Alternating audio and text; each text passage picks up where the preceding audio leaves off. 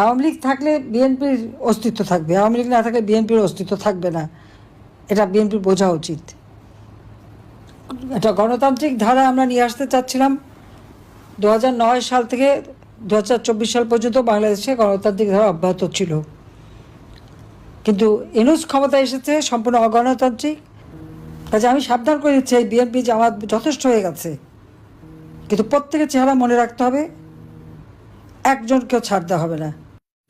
Doctor Mohammad Yunus ক্ষমতায় আসছে আরও টাকা বানাবে, কিন্তু এত মানুষের জীবন নেবে কেন? এভাবে মানুষের উপর হামলা করবে কেন?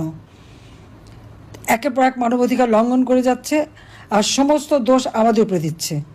আমার আওয়ামী লীগের লোক মেরে সেখানে আন্তর্জাতিকভাবে সব জায়গায় সে প্রচার করে বেড়ায়, যেগুলি সব আওয়ামী লীগ করে।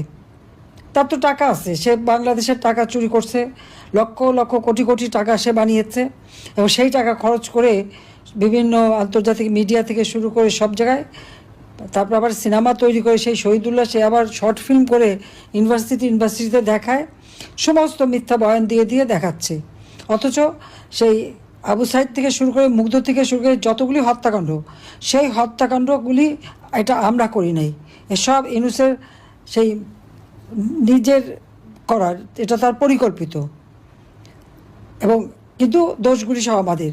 আর যারা এই ধরনের ঘটনাগুলি ঘটাচ্ছে তাদেরকে দিয়েছে দায় মুক্তি, অর্থাৎ এদের বিরুদ্ধে কোনো বিচার নাই, কোনো নালিশ নেই, কেউ কিছু করতে পারবে না। এটাই হচ্ছে তার নিয়ম। বাংলাদেশটা এখন এমন একটা অবস্থায় গেছে যে এটা একটা মানে জল্লাদখানা হয়ে গেছে। যখনই যেখানে সব এমন কোনো পরিবার নাই যে যাদের উপর হামলা, লুটপাট আর নির্যাতন না হচ্ছে। দেশে বিদেশে অগাধ সম্পদের মালিক বানিয়ে বসে আছে, আর একের পর এক আওয়ামী লীগকে শেষ করে দেবে।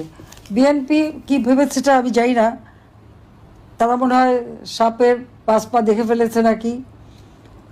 ওরা যে লাফাচ্ছে আর এরকম একটার পর একটা ঘটনা ঘটাচ্ছে, সাথে জামাত তো আছেই, তাদের তো খুন খারাপই।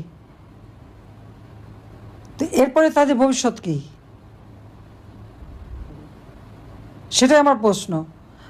আওয়ামী লীগ নিষিদ্ধ, আওয়ামী লীগে কাজ করতে দেবে না, ছাত্রলীগ নিষিদ্ধ।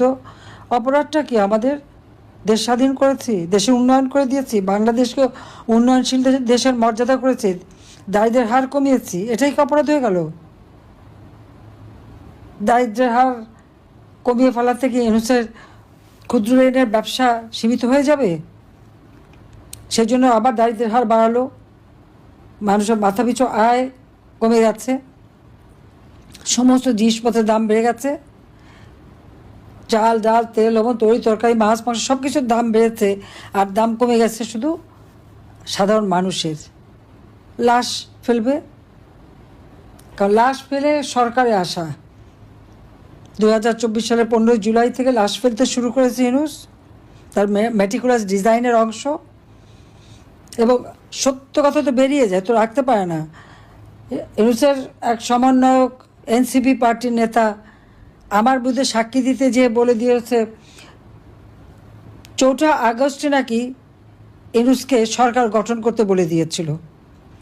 জনগণের ভোটে নির্বাচিত সরকার প্রধান আমি, সেই ক্ষমতায় থাকতে আরেকজনকে এইভাবে সরকার গঠন করতে অনুরোধ করা কী কারণে? সংবিধান লঙ্ঘন করা, স্বাধীনতা সার্বভৌমত্ব লঙ্ঘন করা। আর ইউনূস এবং তার উপদেষ্টা সবারই তো আবার বিদেশি নাগরিকত্ব আছে। যে কটা উপদেষ্টা নিয়ে এসছে তার বোধহয় 60% তো বিদেশি নাগরিক। আর ইউনূস নিজেরও তো বাংলাদেশে একটা পাসপোর্ট তার আছে, কিন্তু সে কোথাকার নাগরিক সেটা তো আমরা জানি, জানি না তা তো না। যত টাকা সব বিদেশেই তার বিনিয়োগ, বাংলাদেশে না। বাংলাদেশে মানুষের জন্য কখনো কিছু করবে না। আর সেই লোকটা শ্রমিকের অর্থ আত্মসাৎকারী, দণ্ডিত একটা মানুষ, সাজাপ্রাপ্ত শ্রমিক আদালতে। তার বিরুদ্ধে 6টা মামলা ছিল দুদকের, সব বাতিল। ট্যাক্স ফাঁকি দেওয়ার মামলা 6 আগস্ট যেটা রায় হওয়ার কথা, সব মামলা প্রত্যাহার করে নিয়েছে। তো কোনো নিয়ম নাই, আইন নাই, আদালত নাই, কিচ্ছু নাই, সব জায়গায় দলীয়করণ। নির্বাচন কমিশন, দুর্নীতি দমন কমিশন, পাবলিক সার্ভিস কমিশন, উচ্চ আদালত, সব কিছুতে তাদেরকে সব এই জঙ্গির ভয় দিয়ে সব পদত্যাগ করানো এবং সেখানে দলীয় লোক বসানো। বেশিরভাগই জামাতের লোকরা বিভিন্ন জায়গায় বসে আছে, আর বিএনপি হলো লুটপাটে ব্যস্ত আর আওয়ামী লীগ নিধনে ব্যস্ত। তা আওয়ামী লীগ থাকলে বিএনপির অস্তিত্ব থাকবে, আওয়ামী লীগ না থাকলে বিএনপির অস্তিত্ব থাকবে না, এটা বিএনপির বোঝা উচিত। একটা গণতান্ত্রিক ধারা আমরা নিয়ে আসতে চাচ্ছিলাম। 2009 সাল থেকে 2024 সাল পর্যন্ত বাংলাদেশে গণতান্ত্রিক ধারা অব্যাহত ছিল, কিন্তু ইউনূস ক্ষমতায় এসেছে সম্পূর্ণ অগণতান্ত্রিক, অবৈধভাবে, সংবিধান লঙ্ঘন করে এবং ধাপ্পাবাজি দিয়ে।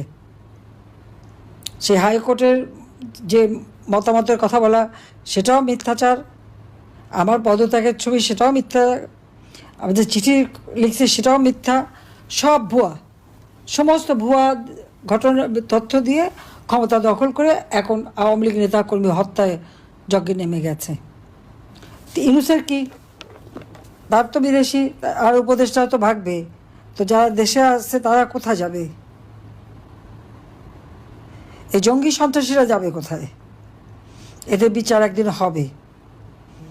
আজকে সারা বাংলাদেশের আকাশ বাতাস মাহারা সন্তানের কান্না, স্বামীহারা স্ত্রীর কান্না, পিতাহারা সন্তানের কান্না, ভাইহারা ভাইয়ের কান্না, ভাইহারা বোনের কান্না, বোনহারা ভাইয়ের কান্না, এই তো চলছে বাংলাদেশে।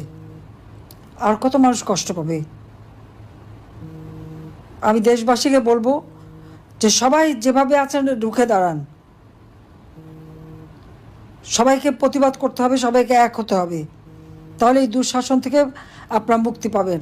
আমি আছি আপনাদের পাশে, আমি থাকবো। আমিও তো বাবা মা ভাই সব হারিয়েছি। আমার একটা বোন 5 আগস্ট আমাদের 2 বোনকেও হত্যা করার চক্রান্ত করেছিল, ষড়যন্ত্র করেছিল, কিন্তু আল্লাহ বাঁচিয়ে দিয়েছে। প্রতিবারই এভাবে আমি বেঁচে যাই। আমার বিরুদ্ধে সাক্ষী দেওয়ানোর জন্য সেই major general Zia, police officer, পুলিশের আইজিপি মামুন থেকে শুরু করে জনে জনে লোকদেরকে সাজা দিচ্ছে, অত্যাচার করছে, নির্যাতন করছে, আমার বিরুদ্ধে সাক্ষী দেওয়াবে। আর সাক্ষী দেওয়া তো লাগে না, আবু সাইদের বাবাই তো সাক্ষী দিয়ে গেছে।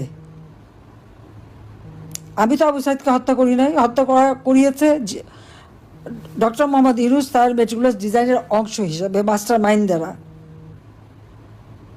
এই জন্যই তো তার বাবাকে সাক্ষী দেওয়ার জন্য যতই শিখিয়ে পড়ে আনে, সে কি বলেছে, আবু সাইদের মাথায় গুলি লেগেছে, আর সারা দুনিয়া দেখেছে আবু সাইদ বুক পেতে দিয়ে গুলি নিয়েছে। তার ডেড বডিতে, যদি পুরো ডেড বডিতে লক্ষ্য করবেন দেখবেন সে রাবার বুলেটে সমস্ত শরীর ঝাঁঝরা হয়ে আছে, কিন্তু কোনো ম্যাটার বুলেট কিন্তু সেখানে নাই। কাজে পুলিশ তো এ ধরনের অস্ত্র ব্যবহার করেনি, তখন পুলিশে তার ঢিল মেরেছে, সেই ঢিল মাথায় লেগে তার মাথা কেটেছে, কিন্তু তার বাবা সাক্ষী দিয়ে বলে দিয়েছে। তো এখন ইউনূস কী বলবে তার সাজানো নাটক মামলার? নিজের সন্ত্রাসী, জঙ্গি, দুর্নীতিবাজ, অর্থ আত্মসাৎকারী, আর নিজের দায়ভার চাপাচ্ছে আওয়ামী লীগের অগণিত নেতাকর্মীদের উপর, আর আওয়ামী লীগকে একের পর এক অত্যাচার, নির্যাতন। কাজে আমি সাবধান করে দিচ্ছি, এই বিএনপি জামাত যথেষ্ট হয়ে গেছে, কিন্তু প্রত্যেকের চেহারা মনে রাখতে হবে, একজনকেও ছাড় দেওয়া হবে না। সবগুলি বিচার তো হবেই হবে, আর তাদের মব সন্ত্রাস করেছে ওর জবাব দেওয়া হবে। আর যত ঘর বাড়ি যা কিছু পুড়িয়েছে, ভেঙেছে, করেছে, ইনশাআল্লাহ এদের ব্যাপক সম্পত্তি, হাজার হাজার কোটি টাকা বানিয়েছে ইউনূসের চালা চামুন্ডারা, ওই সব টাকা এই সমস্ত কম্পানসেশন হিসেবে দিয়ে দেবো সবাইকে। আল্লাহর জন্য সেই দিনটা দেয়, শুধু সেই দোয়া করেন। আমি আছি আপনাদের সাথে, দেশের মানুষের সাথে। সবাইকে ধন্যবাদ। জয় বাংলা, জয় বঙ্গবন্ধু, বাংলাদেশ চিরজীবী হোক।